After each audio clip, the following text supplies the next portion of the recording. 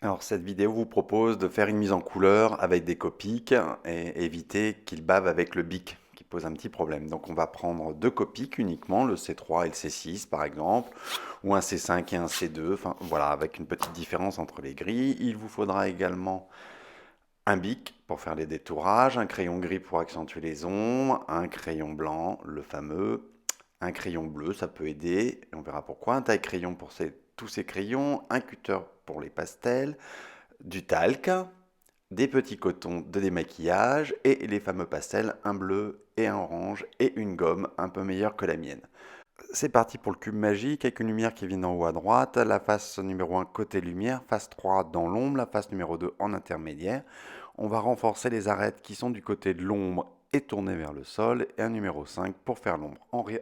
Face 1 rien, la face 2 on mettra du C3, la face 3 du C3 x 2 et sur le 5 qui est l'ombre on mettra un gris plus foncé donc le C6. Voilà, on fait des petites touches pour se rappeler et on va renforcer, on va passer deux fois le C3 pour la face numéro 3. L'idée c'est d'avoir un dégradé et on pourra toujours revenir travailler avec le feutre à la couleur dans la couleur. Voilà. On commence avec le C3, on va détourer proprement une face pour éviter de déborder et ensuite on travaille avec toute la largeur de la pointe. C'est une pointe rigide donc elle est un peu plus difficile à travailler à mon goût que la pointe Charpak. Voilà, on joue avec le talon, la pointe ou toute la surface de la pointe pour faire le remplissage. Et surtout, on essaye de faire un remplissage en respectant les génératrices.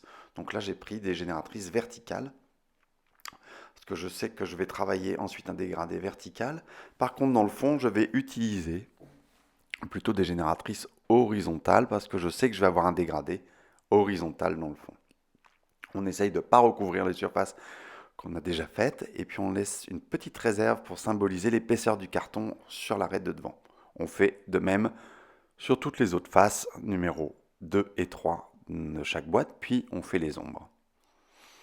Alors c'est toujours pareil, je commence par bien délimiter du côté du produit, en bas du produit, et ensuite je remplis le plus rapidement possible. Bon là c'est en vitesse accélérée, vous l'aurez compris.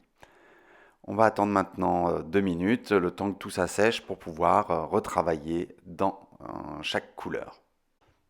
Bon, prenez par exemple le C6 et vous pouvez travailler avec la pointe fine tout près du produit pour renforcer et donner cette notion de dégradé.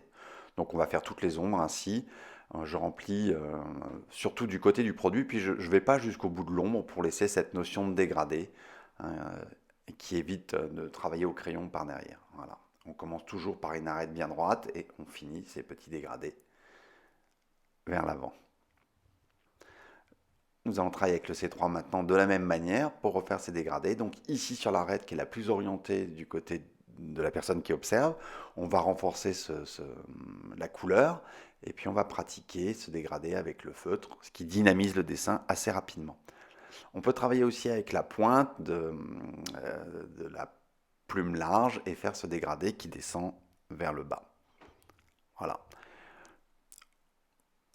On retravaille à nouveau dans les ombres, on renforce, on peut venir jusqu'à 3 ou 4 fois. Attention de ne pas faire une surcharge de pigments, ce qui va rendre le papier brillant. Donc c'est pas très beau.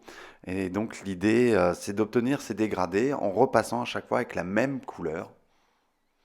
Donc là je reprends un C3 toujours et je retravaille les ombres une troisième fois, voire une quatrième fois. Une fois que ça c'est fait, on va maintenant travailler les arêtes. Le petit coin ici nécessite une petite explication. La lumière vient d'en haut à droite, donc les arêtes seront fines, peu appuyées, sauf celles qui sont à l'intérieur pour donner cette notion d'épaisseur, cette boîte, ce trou, cette ouverture dans la boîte. On renforce toutes les arêtes qui sont tournées vers l'intérieur, et puis on va faire toutes les arêtes fines tourner vers la lumière et renforcer toutes les arêtes foncées qui sont du côté du sol. Une fois que vous avez fait ça, avec un crayon gris, vous pouvez renforcer à nouveau légèrement les arêtes du côté à l'intérieur de la boîte pour pouvoir renforcer cette notion de dégradé. C'est parti pour l'utilisation des pastels. Vous prenez votre craie, vous la grattez avec un cutter pour obtenir un peu de poudre, pas beaucoup. Vous allez mélanger avec du talc. Voilà, un tiers à peu près de talc, un peu moins même. Hop, mélanger avec un coton, voilà. Vous récupérez du talc et de la craie sur le coton, pas trop. Vous tamponnez votre coton, puis vous placez maintenant des masques pour pouvoir poser la craie et le pastel. Voilà. Donc j'enlève le superflu sur mes masques et ensuite, très très doucement, je vais poser de la craie sur les faces numéro un du bleu. Voilà, je vais gommer le superflu en tenant très très bien le masque et la gomme pour éviter de froisser mon papier. Partez tout le temps du masque vers le papier et puis vous enlevez le superflu avec votre gomme pour obtenir des faces bien droites, bien carrées. On peut enlever également très légèrement, si votre gomme le permet, la craie si vous en avez mis un peu trop. Hop, vous époustez avec un coton propre. On va poser le orange maintenant du côté de la terre pour renforcer le côté chaleur. Euh, et puis faire cette opposition avec le bleu qui est posé au-dessus, qui symbolise évidemment le ciel. Donc c'est toutes les faces verticales qui sont tournées vers la terre, dans lesquelles on va poser ce orange sur le bas. Donc vous gommerez également de la même façon qu'on a gommé le bleu sur la face supérieure. Une fois que c'est fait, on va prendre le crayon blanc et renforcer les arêtes qui sont uniquement saillantes et tournées vers le spectateur, la personne qui regarde. Une fois que vous avez fait ça, on peut renforcer un tout petit peu le bleu vers le coin tourné vers l'utilisateur, renforcer un peu les ombres avec un noir, j'avais obligé de le préciser en début de vidéo, donc avec un crayon noir de renforcer un petit peu les ombres.